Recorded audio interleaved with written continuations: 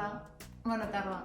Soc la Mireia i treballo a la Biblioteca Popular de la Fundació Il·luro i avui és dijous i ens retrobem en una altra hora del conte virtual. Què us hem preparat avui? Doncs una sèrie de contes de la col·lecció Simbolet de l'editorial Símbol, que el seu escriptor i il·lustrador, que ja sabeu que és el que pinta, el Nicholas Oldham, doncs ens ensenya que amb els seus tres protagonistes, que són l'ós, l'ant i el castor, unes aventures divertides, però el que ens agrada més a la biblioteca és els seus finals tan sorprenents. Sempre ho resolen amb molt enginy i sobretot junts, que això és el que hem d'aconseguir, sempre tots junts. Voleu saber què passa amb aquesta aventura que us hem preparat avui? Fem el cim? Doncs som-hi, endavant! Doncs apaguem llums i comencem.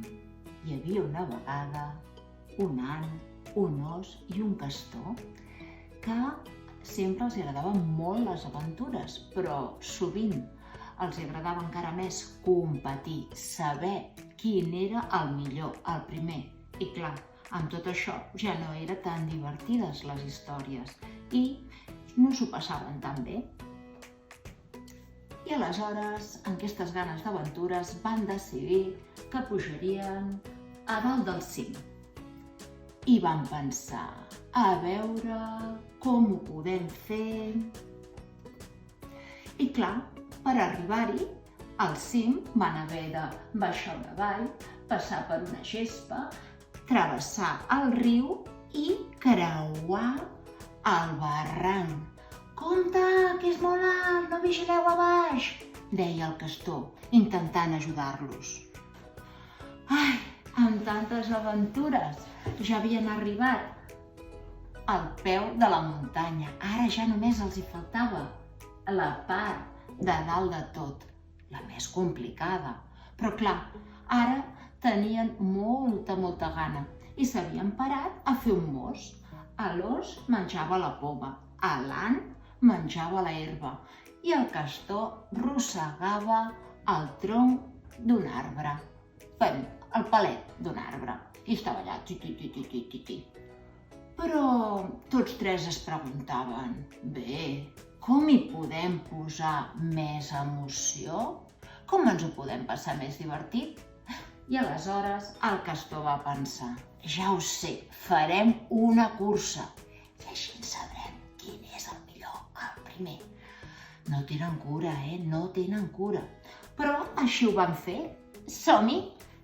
Ja veieu, ja havia començat primer el castor, l'os i l'ant.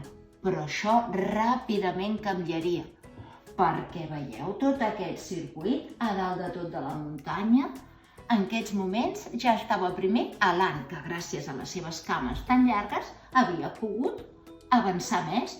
Després, seguidament, el seguia el castor i després l'os, que era una mica més gran i li costava córrer, però tots tres anaven cap allà. El primer que anava, que era l'ant, de cop i volta, amb el primer giravolt de la muntanya, pam! Li cau un roc. Sort que tenia reflexos ràpids i pam! Salta, però salta cap al buit. I clar, què li passa? Doncs se'n sortirà? Sí, aleshores ja no ho sabem. Seguidament venia el castor, que va pensar el primer giravolt. I l'ant, on és? Aniré una miqueta més a poc per a veure si el veig, a veure què li ha passat.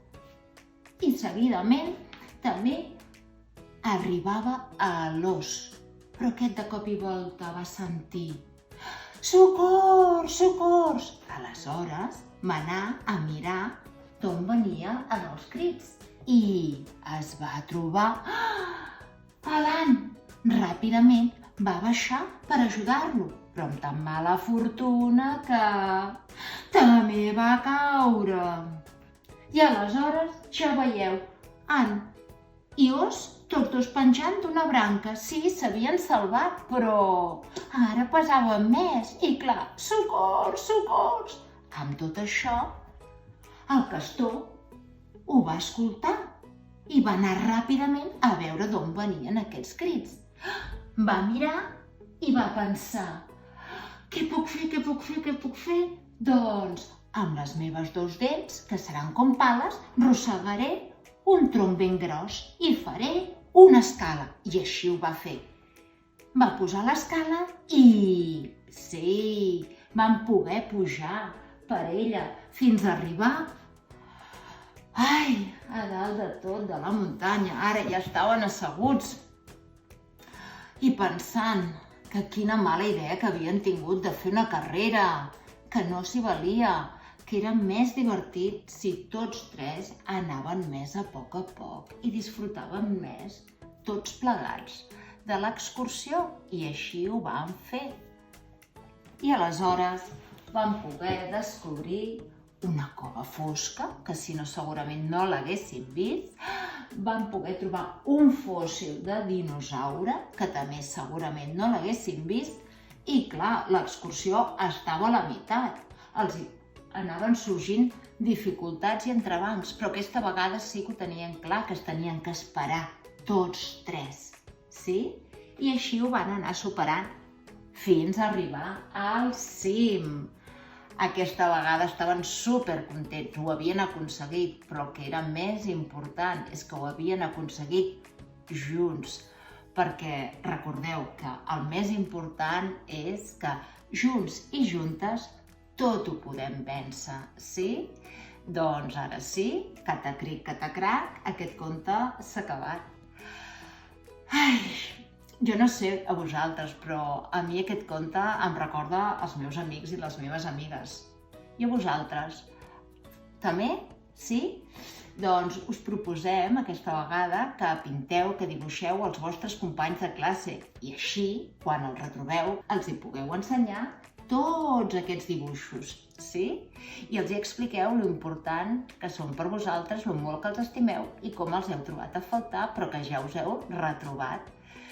Doncs ara bé, ja hem arribat al final, ja només em queda agrair-vos el vostre retrobament cada dia amb el conte i moltes gràcies. Ens veiem la setmana que ve.